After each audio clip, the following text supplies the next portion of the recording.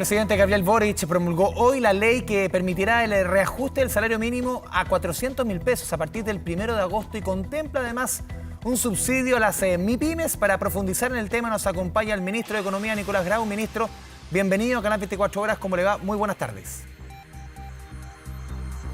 Hola Andrés, muy buenas tardes y muchas gracias por la posibilidad de conversar sobre esta promulgación. Ministro, lo hemos conversado otras veces, el reajuste más importante en 25 años para el salario mínimo.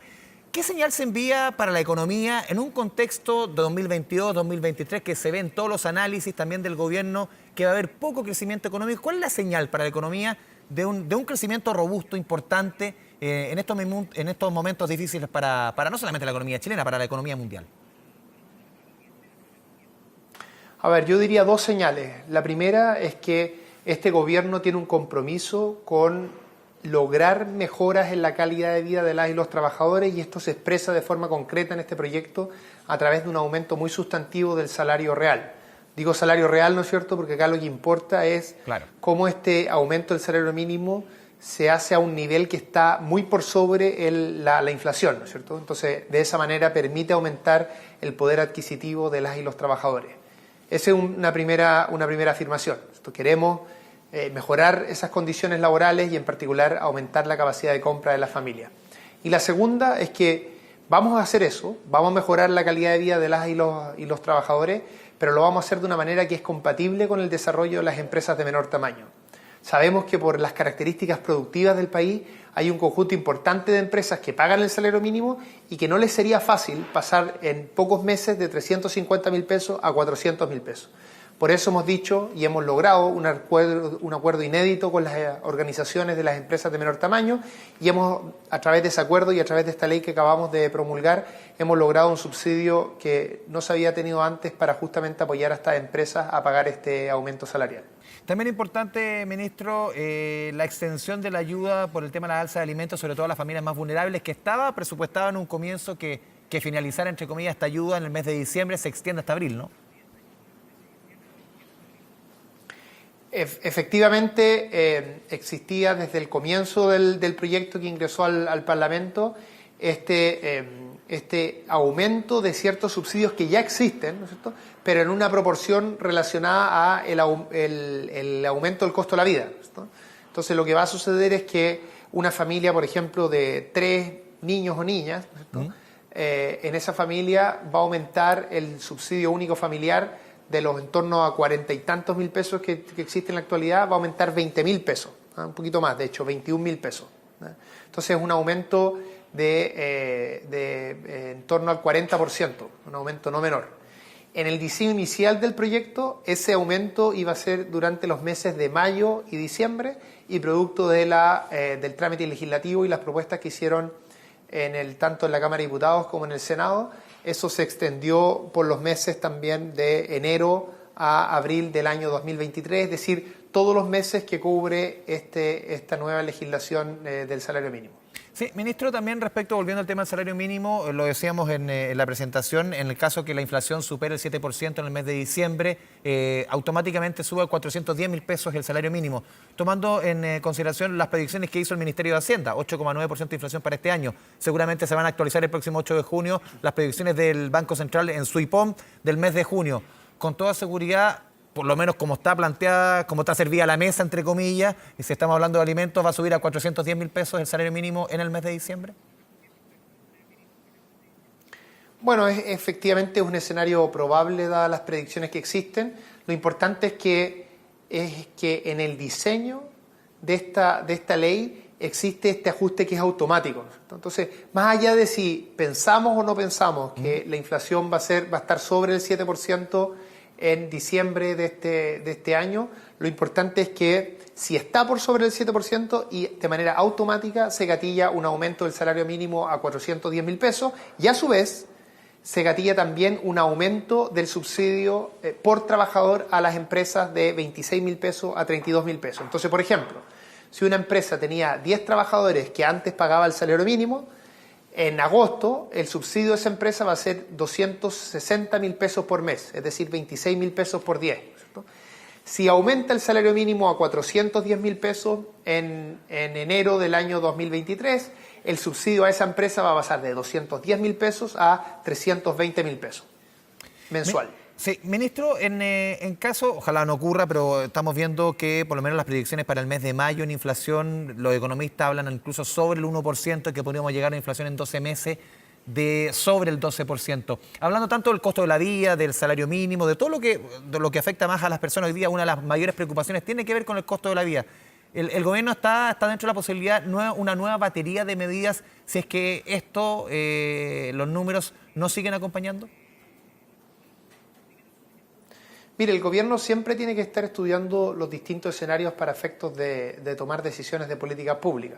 Lo importante es que lo que hemos demostrado hasta ahora es que efectivamente tenemos una fuerte preocupación por un lado, no exacerbar el problema inflacionario, esto a través de una política fiscal responsable, a través también de ser muy cuidadosos respecto al tipo de políticas que se desarrollan de ayuda a las distintas familias relativo al alcance de esas ayudas. Y por otro lado, hemos hecho un esfuerzo muy importante por generar un conjunto de políticas que ayuden a la familia a sortear este proceso inflacionario. Piense usted en todos los precios que el Estado en los cuales puede incidir directamente, como el precio del transporte regulado, como es el precio del combustible, como es el precio de la parafina, como es el precio que se paga por las cuentas de electricidad. En todas ellas, el gobierno o bien ya hizo una política pública que permitiera estabilizar esos precios o incluso bajarlas, como en el caso de la parafina, o en otros casos mandamos ya un proyecto de ley, como en el caso de las cuentas eléctricas. Entonces, se están haciendo, por un lado, políticas generales que tienen una preocupación por no deteriorar la macroeconomía, en particular la inflación, siendo responsable en términos fiscales, y por otro lado estamos ayudando a las familias que más requieren de nuestro apoyo para efectos de sortear estas alzas. Sí, ministro, usted desde un comienzo, el presidente Boric ha hecho el enunciado de que se trata de un gobierno con reformas estructurales, reformas que buscan, obviamente, comenzar a hacer cambios profundos en nuestra economía. Hemos visto en las últimas jornadas cómo se han ido sumando, incorporando al gobierno muchas figuras de la exconcertación. Surgió también durante el fin de semana una crítica del alcalde Jorge Sharp, que alguna vez estuvo dentro del Frente Amplio, muy cercano al presidente Boric, que cree que estas personas no creen en esas transformaciones. ¿Cómo ve usted esa crítica como ministro de Economía, que parte del ministerio es fundamental dentro de estos cambios que quiere realizar el gobierno? Esas críticas del alcalde Sharp en cuanto a que las personas que se están sumando no creen en las transformaciones que está empujando el gobierno. Mire, para efectos de hacer transformaciones importantes, estructurales, como las que se ha planteado este gobierno y que ha comprometido frente al país, yo diría que se requieren al menos dos elementos. Por un lado, se requiere tener un apoyo político suficientemente amplio que asegure o que haga altamente probable que esos cambios logren avanzar, ¿no? Por de pronto, el grueso de las reformas importantes que está promoviendo el gobierno requiere pasar por el Parlamento, requiere juntar mayorías tanto en la Cámara de Diputados como en el Senado. Y las dos coaliciones políticas que son parte del gobierno, en conjunto, no logran esas mayorías. Así que llegamos a estar cerca de la mayoría producto de esta articulación, pero no son suficientes. Entonces, no parecería razonable tener un gobierno, digamos, sin la posibilidad de tener apoyos suficientes para efectos de llevar a cabo su reforma. Entonces, lo primero tiene que ver con que lo que importa para nuestro gobierno es lograr las transformaciones. Y para lograr las transformaciones hay que articular las coaliciones políticas más amplias posibles que estén de acuerdo con esas transformaciones. Y cada uno de los partidos políticos que es parte del gobierno ha suscrito el programa de gobierno y ha comprometido de esa manera a hacer todos sus esfuerzos porque ese programa pueda avanzar. Y por otro lado, también se requiere de mucho diálogo y de mucha participación del mundo social. Y eso es justamente lo que hemos hecho, ¿no es cierto?, en esta ley de salario mínimo que acabamos de aprobar. Esa fue una ley que antes de entrar al Congreso tuvo un acuerdo del gobierno, en ese caso liderado por la ministra de Trabajo y el ministro de Hacienda, con la Central Unitaria de Trabajadores, que definió cuál iba a ser nuestra propuesta relativa al aumento del salario mínimo. Y por otro lado, desde este ministerio hicimos un acuerdo inédito con las organizaciones de las empresas de menor tamaño, que no solo especificaba cómo iba a ser este subsidio de apoyo a las MIPYME, sino que también definía una agenda mucho más ambiciosa que va a permitir afrontar algunos problemas estructurales que tienen las empresas de menor tamaño. Y una vez que hicimos eso, fíjese que usted que después de eso logramos que en un Parlamento donde nosotros no tenemos mayoría, aprobar estos distintos componentes de esta ley de forma unánime. Así que nosotros creemos que con mucha participación social, con involucramiento de la ciudadanía y al mismo tiempo generando coaliciones lo más amplias posible en el espectro político, es la forma en la que se puede avanzar para lograr cambios estructurales. Ministro Grau, una de las noticias más comentadas hoy día es la revista Time, que destaca al presidente Boric como una de las 100 personas más influyentes del 2022. Justamente la reseña para este nombramiento, entre comillas, la hace nada menos que el Premio Nobel de Economía del 2001, Joseph Stiglitz. Pero le quiero citar el final de esta reseña. Él le dice que el presidente Boric necesitará todas las habilidades que ya ha demostrado, escuchar y comunicarse, empatía y una comprensión profunda de la historia y la cultura chilena. Está haciendo de Chile nuevamente el laboratorio social, económico y político del mundo. ¿Cómo recoge usted esa frase que quizás a muchos nos ha llamado más la atención respecto también a nuestro pasado de hace, no sé, lo que fue el comienzo del gobierno militar, lo que fue incluso la unidad popular, cómo nuestro país ha servido de laboratorio social y cómo el mundo está mirando muchas veces que en nuestro país surgen o pasan ciertos fenómenos que por primera vez en el mundo y se dan en Chile?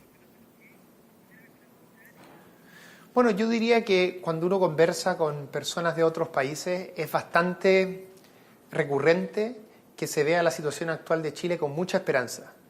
No solo el gobierno que encabeza el presidente Boric, sino en general también el proceso constitucional, en el sentido de que logramos nosotros canalizar con un acuerdo muy amplio, ¿no es cierto?, un momento muy complejo de la sociedad chilena y logramos canalizar ese proceso, la salida de ese proceso de forma institucional, ampliando la democracia, fortaleciendo las instituciones. Y efectivamente el mundo ve con mucha esperanza que Chile pueda, digamos, salir de este diseño tan extremo que se articuló durante la dictadura y nos podamos mover a una situación más acorde a lo que es la buena experiencia internacional, ¿cierto?, con un Estado que asegure derechos sociales, que al mismo tiempo eso se haga en un contexto en que exista capacidad productiva y nos permita aumentar la productividad y tener dinamismo económico, al mismo tiempo que somos capaces de enfrentar la crisis climática y asumir los grandes desafíos que hay en este momento. Así que en el mundo en general se ve con optimismo y con mucha esperanza cómo el liderazgo del presidente Boric pueda movernos en esta dirección, con un liderazgo que conjuga dos cosas que a algunas personas les podrían parecer contradictorias, pero que no lo son a nuestro juicio.